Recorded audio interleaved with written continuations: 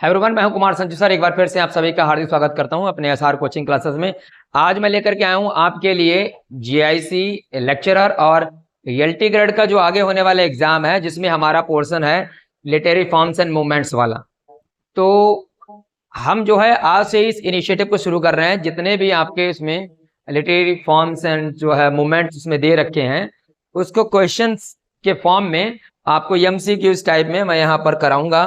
जैसा कि आप स्क्रीन पर देख रहे हैं, ये टॉपिक वाइज एमसीक्यू सीरीज है और आज की सीरीज में हम लोग बात करने वाले हैं प्री रैफेलाइट पोएट्स या ब्रदरहुड जो भी मूवमेंट रहा है वो, और मॉडर्निज्म की। हालांकि जिन लोगों ने हमारा प्रीवियस ईयर के वीडियो देखा होगा, उसमें मैंने क्लियरली जो है basically what is pre Raphaelite movement and what is modernism movement, all these things I have already explained in a very detailed manner.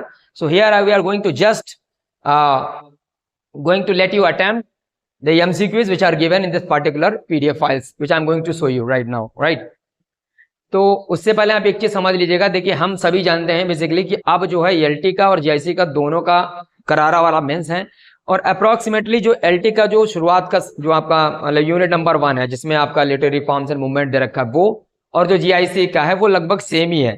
तो आप यहाँ पर प्री रैफेलाइट मूवमेंट जो यहाँ देख रहे हैं, जो मॉडर्निज्म आप यहाँ पर देख रहे हैं, वो आपको सेम वहां पर भी मिलेगा। इससे क्या होगा, इससे आपके अंदर प्री का तो तैयार होगा ही होगा, साथ साथ में यहाँ से क्वेश्चंस भी बन जाएगा। क्योंकि लास्ट ईयर जीआईसी में बना था कि भैया जी write a short note on pre Raphaelite brotherhood, उस पर लिखा गया था। तो अब जो है इस पर आपका जीआईसी में या हो सकता है फिर से एलटी में पूछ लिया जाए। तो इसमें क्या है कि जो आपको डेटा दिया गया है उसको आपको प्री में तो काम आएगा है कि भाई एक नंबर टाइम में आराम से उसको सर्कल करना है, लेकिन साथ साथ में मेंस के लिए भी आपको डेटा मिलेगा जिसको आप वहां पर लिख सकते हैं, ठीक है ना।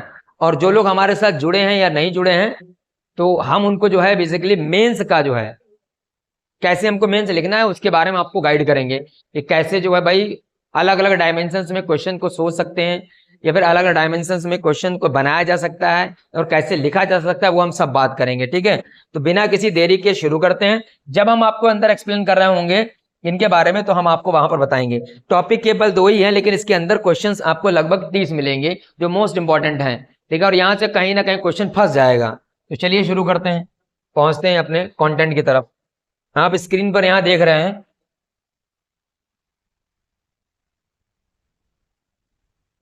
तो आपका जो है पहला सवाल, जिसे आप स्क्रीन पर आपको शो हो रहा होगा, चलिए थोड़ा सा पेन ले लेते हैं। हाँ, तो आपके सामने यहाँ पे लिखा हुआ है कि प्री रैफेलाइट ब्रदरहुड, ठीक है, was founded in which year. तो बेसिकली इसके मैं आपको अलग अलग बता दे रहा हूँ, फिर हम आपको सीधे पहुंचेंगे। और आपको इसका डेट भी पता है कि भाई 1848 में बेसिकली जो है ये मूवमेंट स्टार्ट होता है, फाउंड होता है। तो बेसिकली इसके जो है 7 मेंबर्स थे, 7 फाउंडिंग मेंबर्स थे, जिसमें आप जानते हैं कि देखो भाई डीजे रोसेटी, मिलियास, ठीक है, और कॉलिंसन, जॉर्ज स्टेफन, ये भी नाम आप याद रखना, आपने सुना नहीं होगा, क्रिस्टिना रोसेटी, ठीक है, एसी जो है स्विनबर्ग, ये सब के सब जो हैं आपके इस मूवमेंट में आते हैं। और बाकी आपके सामने यहाँ पे लिखा हुआ है, देखो ये रोसेटी ये भी हैं, हॉलमैन हैंड ये भी हैं, मिलियास भी हैं, और बाकी मैंने कोई स्टेफन नाम बताया, कॉलिंसन बताया, ये भी आपके हैं, ठीक है। 7 मेंबर्स आते हैं, हालांकि जानते सब आप लोग इनको ही हैं, ठीक। तो अब ये याद रखना, ये बेसिकली 19वीं सेंचुरी का एक मूवमेंट था, 19वीं सेंचुरी का। और ये इसके पीछे कारण क्या था, वो 2 चीजें समझना।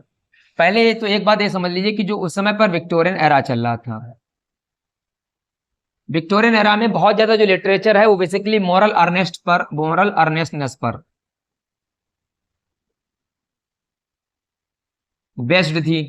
मॉरल अर्नेस्टनेस का मतलब है कि जिससे पहले किताब में देखो आपको नैतिक ज्ञान बांटे जा रहा। तो एक तो वो चीज थी। तो आदमी जो है काफी ज्यादा उससे ऊब चुका था। तो इन्होंने कहा कि यार मतलब जो फंक्शन है लिटरेचर का या आर्ट का, वो एक्चुअली में रहा ही नहीं। तो आर्ट जो है वो आर्ट है, उसको वापस लाना, रिवाइव करना है। तो इन लोगों ने क्या किया, ये जो लोग आप देख रहे हैं, Dante Gabriel Rossetti, Holman Hunt, Everett Millais, या फिर स्टेफन, या फिर कॉलिंसन, इन लोगों ने क्या किया, एक मूवमेंट स्टार्ट किया। उसका नाम इन लोगों ने रखा कि प्री रैफेलाइट ब्रदरहुड। तो ये रैफेलाइट का मतलब आप समझिएगा कि राफेल जो पेंटर थे बेसिकली रेनेसेंस के टाइम पर, तो उनसे पहले जो राइटर्स थे उनको लेकर के जो है इन्होंने उनके आइडल्स को रिवाइव किया। अब कारण क्या था, तो एक बात ये भी याद रखना कि जो प्री रैफेलाइट ब्रदरहुड था ये बेसिकली इटालियन जो आपका रेनेसा था या रेनेसेंस था उसके अगेंस्ट में चलाया गया था, ठीक है ना। तो उस टाइम के जो आपके राफेल थे या फिर माइकल एंजेलो थे उसके अगेंस्ट में था। तो इससे पहले जो थे पेंटर्स लाइक आपके लियोनार्डो विंसी हो गए, क्वाट्रोसेंटो हो गए, इनको इन लोगों ने जो है फॉलो किया। और जो आपकी प्री रैफेलाइट वाले थे इन्होंने अपनी पेंटिंग के माध्यम से मोर रियलिस्टिक, ठीक है, सिंबॉलिक और एलेगरी, ठीक, इसको काफी ज्यादा जो है पेंटिंग के थ्रू यूज करना शुरू कर दिया। अपनी पेंटिंग के थ्रू जो है साइकोलॉजी जो थी लोगों की वो उसको एक्सप्रेस करना शुरू कर दिया। इनकी जो थीम होती थी वो बेसिकली रिलीजियस भी टाइप की होती थी, तो अपनी पेंटिंग के थ्रू जो रियलिज्म था उसको दिखाना इन्होंने शुरू किया। और बाकी आप जानते हैं कि भाई आर्ट फॉर आर्ट से इससे एसोसिएटेड है ही है, तो ये इसकी खास बात थी। तो ये शुरू होता है 1848 में। अब क्वेश्चन आपसे अगर पूछा जाए कि भैया जी write a short note on pre Raphaelite brotherhood, तो हम कैसे लिखेंगे? सबसे पहले तो हमें उसमें देना होता है इंट्रोडक्शन कि pre Raphaelite movement was started in 1848 by this founding members, तो आप नाम लिख देंगे, राइट। फिर आप क्या लिखेंगे कि भाई बैकग्राउंड, बैकग्राउंड के why pre Raphaelite movement was started, है ना। तो आप बताएंगे भैया जी ये इटालियन रेनेसेंस के अगेंस्ट में था, ठीक है। और बाद में क्या हुआ कि जो राफेल से पहले के पेंटर्स थे उनके स्टाइल को और उनके मेथड को फॉलो किया, तो ये चीज़ है।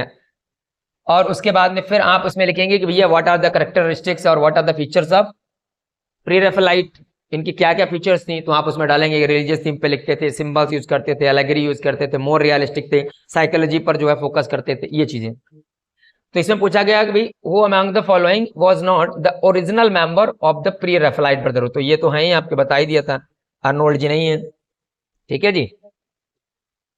बाकी आप यहाँ पर देख रहे होंगे what did the pre Raphaelite rebel against, इन्होंने जो है किसके अगेंस्ट में रेबेल किया था। तो इसको मैं थोड़ा सा ऊपर कर दे रहा हूँ कि आपको क्वेश्चन दिखाई दे आराम से, फिर नीचे कर लेंगे जब उस साइड में पहुंचेंगे। तो एक मिनट चाहिए जरा। तो यहाँ पर आपको क्वेश्चन पूछा गया कि जो प्री रैफेलाइट जो है बेसिकली ब्रदरहुड, इन्होंने किसके अगेंस्ट में रेबेल किया था। तो बेसिकली आपको समझ में आना चाहिए, देखो मिडिवल लिटरेचर, तो ये तो इनके वर्क में मिडिवल लिटरेचर शो होती है।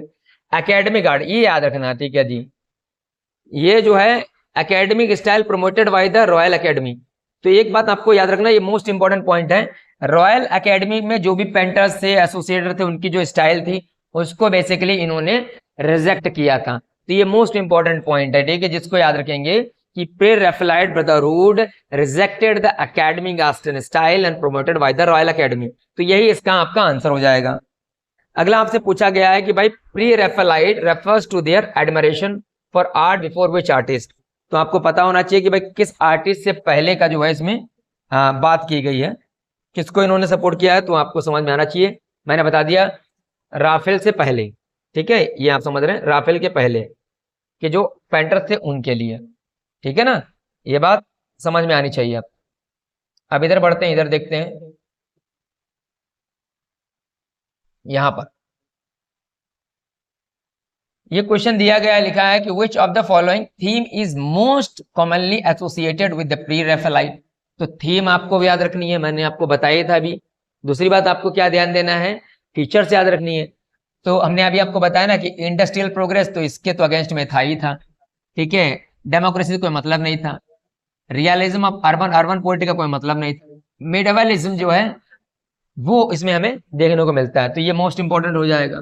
बाकी इनकी एक वो मैगजीन भी आती है, पेपर, जिसका नाम है जर्म, जर्म, इससे एसोसिएटेड है आपके प्री रैफेलाइट। दूसरा यहाँ पर ये पूछा गया कि एक ओफेलिया की पेंटिंग थी, ठीक है, इसमें से किस प्री रैफेलाइट ने उसको बेसिकली पेंट किया, तो आपके सामने ऑप्शन में है, ठीक है, मिलेस, ये आपको याद रखना है। बाकी अब यहां देखते हैं क्वेश्चन, चलिए ये यहां आपसे पूछा जा रहा है कि which of the following artist was strongly associated with the second phase of pre Raphaelite movement and later the art and craft movement. तो सेकेंड में जो है, ये मैंने बताया ना, फाउंडिंग मेंबर्स अलग होते हैं और बाद में जो जुड़ जाए वो अलग होते हैं। तो इसमें आपका जो है ऑप्शन सीधा सीधा देखिए, एडवर्ड बर्न जोन्स, तो कभी आ जाए कि आई इससे एसोसिएटेड है तो बिल्कुल एसोसिएटेड है, लेकिन सेकेंड वेब से एसोसिएटेड है, ठीक है ना। अब यहाँ पर देख रहे होंगे लिखा है कि which critic and thinker strongly defended the pre Raphaelites in the press. Press में जो है इनका थोड़ा सा क्रिटिसिज्म किया गया था, तो किसने इनको डिफेंड किया था, तो आपके सामने ऑप्शन में है जॉन रस्किन, ठीक है। ये वही जॉन रस्किन है जिन्होंने आपको एक टर्म दिया है प्री रेफेलाइट, और ये वो थॉमस कार्लाइल हैं जिनका नाम है सॉर्टर रिसॉर्टस, यानी कि टेलर टेलर्ड, एक वर्क इनका है, ठीक है। और चार्ल्स डिकेंस तो मैथ्यू नोबल के बारे में जानते जानते हैं। तो ये इनमें से कोई ना कोई पेपर में आपके फंस ही जाएगा इसे ही, और आप जो है इसमें लिख भी सकते हैं, फीचर्स आपको पता होने चाहिए। अब यहाँ देखते हैं, the magazine founded by the pre Raphaelite brotherhood PRB to publish their views was called. तो मैंने अभी आपको बताया इनका एक मैगजीन चलता था जिसमें अपने आइडियाज को रखते थे, उस मैगजीन का नाम क्या है, द जर्म है। ये आप याद रखेंगे, ये हमारे एग्जाम के लिए इंपॉर्टेंट है, ठीक। फिर यहाँ पर लिखा है कि which pre Raphaelite poet wrote a Goblin Market. तो ये वर्क भी आपसे पूछा जा सकता है, तो इसमें क्रिश्चियन या रोसेटी आंसर हो जाएगा ये, ठीक है। ये उनके वर्क भी आ सकते हैं, फिर आप ये नहीं कह सकते कि हमें वर्क नहीं पता है, ठीक। चलिए अब हम यहाँ पर बात करते हैं मॉडर्निज्म की। देखो मॉडर्निज्म बेसिकली क्या है, तो इसकी एक्चुअल में जो शुरुआत है वो 1890 से 95 तक रहती है, ठीक है ना। वहां से जो है थोड़ा सा ट्रेंड देखने को मिल जाता है, जैसे कि आप जब देखेंगे वर्ल्ड विटमैन को, तो आपको पता है कि इससे पहले जो विक्टोरियन रहा था उसमें ब्लैंक वर्स में चीजें लिखी जा रही थी, कुछ लोग हीरोइक कपलेट को भी फॉलो कर रहे थे। लेकिन जैसे ही मॉडर्निज्म आता है तो जो लिटरेरी पैटर्न होता है, जो ट्रेंड होता है, वो चेंज होने लगता है। अब आपको पता है कि भाई ब्लैंक वर्स की जगह पर क्या आ गया था, आपका फ्री वर्स आ गया था, और जिसको आप क्या कहते हैं, ओपन वर्स करते हैं, वर्स लिबरे कहते हैं, ठीक। ये अलग अलग नाम है। इसके फादर कौन है, वाइल्ड विटमैन है। दूसरी बात क्या है मॉडर्निज्म की, ये जो आपका शुरू होता है बेसिकली वो ओरिजिनली जो है 1901 से 1910, और 1910 से लेकर के 11 से लेकर के 1939 तक बेसिकली ये जो रहता है मॉडर्निज्म रहता है। बाकी 1939 से जो है वो आपका पोस्ट मॉडर्निज्म शुरुआत हो जाता है। तो ये जो पोस्ट मॉडर्निज्म है ये आपके एलटी में और जेआईसी दोनों में दे रखा है। तो लगभग कुछ थीम, मतलब जो है अगर इसकी बात की जाए मॉडर्निज्म की, तो कुछ थीमें बदलती हैं, बाकी तो मोस्टली लगभग थीम रहती है। तो अब ये जो मॉडर्निज्म था इसमें वर्ल्ड वॉर का भी इम्पैक्ट था, है ना। दूसरा लिटरेचर का भी इम्पैक्ट अलग था। तो अगर आपसे ये क्वेश्चन बना दिया जाए कि भाई right short note on modernism, तो मॉडर्निज्म आपको क्या बताना है, पहले ये शुरुआत कैसे, इंट्रोडक्शन दे दिया, फिर इसका जो है ये किसके अगेंस्ट में चला वो दे दिया, फिर आप इसका बताएंगे कि what was the impact of modernism और जो है प्रोज पोएट्री फिक्शन ड्रामा, उस पर क्या पड़ा, अलग अलग आपको डिफाइन करना है। क्योंकि पहले आप 5 एक्ट में देखते थे, अब 5 एक्ट नहीं बचे हैं, ठीक है ना। अब 1 एक्ट प्ले शुरू हो गए थे, फिर दूसरा जो है पोएटिक ड्रामा शुरू हो गया था, पहले पोएटिक ड्रामा लिखे नहीं जाते थे, अब पोएटिक ड्रामा शुरू हो गया था, ठीक है ना। अब पहले क्या था भाई, जो भी मतलब जो भी ड्रामा लिखे जा रहे थे वो बेसिकली रियलिज्म को ज्यादा फोकस करते थे। अब डोमेस्टिक ट्रेजेडीज वगैरह भी आ गई थी, ठीक है। आदमी के इंडिविजुअल के बारे में भी सोचा जाने लगा था कि आप जो है इनर क्वालिटी पर, इनर व्यक्ति के अंदर क्या चल रहा है उस पर ध्यान दिया जाने लगा था, जैसे कि एक्सप्रेशनिज्म, इम्प्रेशनिज्म, ये सब चीजें आ गई थी, है कि नहीं है। तो ड्रामा पर प्रभाव पड़ा। पोइट्री पर क्या पड़ा, पोइट्री जो थी बेसिकली अब उसमें फ्रेगमेंटेशन आ गया था, एम्बिग्युइटी आ गई थी, ठीक है ना, एल्यूजन काफी ज्यादा यूज होने लगा था। तो ये इस तरीके से आप जो है फीचर्स को डाल करके और प्रोज पोएट्री फिक्शन ड्रामा पर क्या क्या इंपैक्ट पड़ता है मॉडर्निज्म का, वो आप सब उसमें कर सकते हैं। तो फ्रेगमेंटेशन था, एल्यूजन था, सिंबोलिज्म था, इमेजिज्म का यूज होने लगा था। तो सब चीजें जो है मॉडर्निज्म में आपको देखने को मिलेंगी। अभी हमारा लेक्चर उसमें जो है रिकॉर्डेड है, आप चाहें तो हमारे इसी चैनल पर उसको जाकर के पूरा देख सकते हैं, क्योंकि ये आपको फायदा करने वाला है आपके मेंस में भी और प्री में भी। प्री में तो खैर इसमें जो बता दे रहा हूँ उससे फंस जाएगा आपका। यहाँ ध्यान देना है, which event is considered a major influence on modernistic, यानी कि मॉडर्निस्ट राइटिंग्स, जो मॉडर्निज्म में लोग लिख रहे हैं उसका सबसे ज्यादा प्रभाव इसमें किसका पड़ा, तो इसलिए आपको पता ही होना चाहिए वर्ल्ड वार। विक्टोरियन एरा में इंडस्ट्रियल रेवोल्यूशन हुई थी, उसका प्रभाव पड़ता था ज्यादा। उसमें बहुत सारे रिफॉर्म हुए थे, एजुकेशन को लेकर के, चाइल्ड लेबर को लेकर के, फैक्ट्री को लेकर के, स्लेवरी एक्ट भी वहां पर पास होता है, सोशल रिफॉर्म भी होते हैं। तो काफी ज्यादा जो है चीजें रिफॉर्म हुई थी विक्टोरियन एरा में, जो सब के सब चीजें आपको वहां के समय के जो राइटर्स हैं जैसे कि चार्ल्स डिकेंस हो गए, ठीक है जी, तो आपके जो है थॉमस हार्डी हो गए, उनके वर्क में आपको देखने को मिलेगा। आगे बढ़ते हैं, विच of the following is not a feature of modernist literature. तो ये फीचर में आ गया। तो देखिए इसमें स्ट्रीम ऑफ कॉन्शियसनेस था, ठीक है भैया जी। इसमें जो है फ्रेगमेंटेशन था, realism in straight forward narrative. तो अब ऑब्वियसली आपको ध्यान क्या रखना है कि इसमें रियलिज्म स्ट्रेट फॉरवर्ड नहीं था, कोई रियलिज्म सोसाइटी से मतलब नहीं था। अब इंसान के अंदर क्या चल रहा है, उसके मन में क्या चल रहा है, उसके दिल में झांक करके देखो। पहले आदमी दिल में नहीं झांकता था, अब दिल में झांक के देखना है अंदर क्या सोच रहा है। आदमी इतना ज्यादा शांत कैसे हो गया है, ऐसा बिहेवियर कैसे करने लगा है, वो आदमी जानने की कोशिश कर रहा था। Because this was the era when there was a massive change brought out by the psychology of Sigmund Freud. Sigmund Freud propounded a theory, है ना, psychoanalytic theory, which leads us to study about the someone's behavior, right? When we try to know about the behavior of the particular person, that how he is behaving like this, है ना, why he is so silent, है ना, why he is not just taking share with society, why he is not expressing himself. So there are so many reasons behind it. So the writers of that time, particularly of that time, begin to peep into the person's life, of a person's mind, why he is doing such a wired behavior. ये चीज समझिए। तो इसमें जो है experimentation होने लगा। Experimentation में मैंने आपको बताया सरेलिज्म, इम्प्रेशनिज्म, ठीक है, और उसके stream of consciousness, interior monologue, all those things were being into used. तो ये इसकी फीचर्स हो गई। उसके बाद लिखा who is the author of, ये यूलिसिस, आप पता ही है यूलिसिस का कौन है, तो जेम्स जॉयसी है बेसिकली। और ये आपकी जो वर्जीनिया वुल्फ है, ये बेसिकली स्ट्रीम ऑफ कॉन्शियसनेस से एसोसिएटेड है, तो जेम्स जॉयसी हो गए। हालांकि डीएस लॉरेंस भी जो है स्ट्रीम ऑफ कॉन्शियसनेस से एसोसिएटेड है। फिर यहाँ पर देखेंगे विच, ये आपसे पूछा गया है कि भैया जी ये जो थिंग फॉल अपार्ट जो है, जो कि चिनुआ अचीबी का एक वर्क था, उसके वर्क से प्रभावित कौन था। तो डब्ल्यू बी ईट्स का जो वर्क है द सेकेंड कमिंग, उससे लिया गया है। अब पूछा गया है विच movement was closely related with literary modernism in visual art. Visual art में ऐसा कौन सा मूवमेंट था जो एसोसिएटेड था, तो उसमें आंसर हो जाएगा क्यूबिज्म, ठीक है। ये भी मॉडर्निज्म के साथ साथ में फूले फले थे। ये मॉडर्निज्म चल रहा था तभी आपका जो इम्प्रेशनिज्म आता है, एक्सप्रेशनिज्म आता है, सरेलिज्म, ये सब जो है लिटरेचर में तभी आते हैं। और इन सब की शुरुआत कहाँ से हुई, पेंटिंग में हुई। पहले आदमी को पेंटिंग को ऐसे पेंटिंग देखता था, अब पेंटिंग का जो है लिटरेचर पे क्या उसका यूटिलाइजेशन है, तो उसको देखा गया, ठीक है। तो बाद में जो राइटर्स रहे हैं वो इसमें लेकर के आते हैं। और यहीं से आपको पता है कि भाई साहब, अब पहले जो वर्क लेके जा रहे थे उस पर कोई ध्यान नहीं दे रहा था, वर्क को वर्क समझते थे।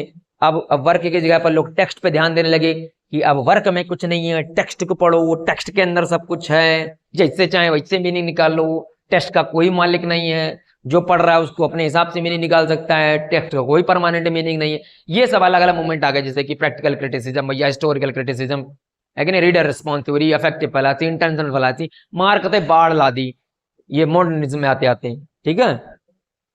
तो टू द लाइट हाउस जो है ये मॉडर्निस्टिक नॉवेल है, पता है आपको किसका है, वर्जीनिया वुल्फ का है। तो ये आपसे क्वेश्चन आ सकता है, क्योंकि मॉडर्निज्म आप पढ़ रहे हैं तो आपसे प्रश्न पूछा जा सकता है कि इनमें से जो है मॉडर्निस्टिक राइटर का ये वाला वर्ग कौन सा है, या फिर स्ट्रीम ऑफ कॉन्शियसनेस किसमें आपको देखने को मिलता है। तो ये आपको जरूर ध्यान रखना है, इसलिए ये राइटर हमारे लिए इंपॉर्टेंट बनते हैं। हालांकि इतना तो आपको पता ही होगा, और ये हमारे सिलेबस में भी आपको देखने को मिलेगा। चलिए आगे बढ़ते हैं। और अब आप यहाँ पर देख रहे हो, देखो लिखा है फ्रेज मेक इट न्यू, ये किससे एसोसिएटेड है, तो इजरा पॉन्ड से, ठीक है जी।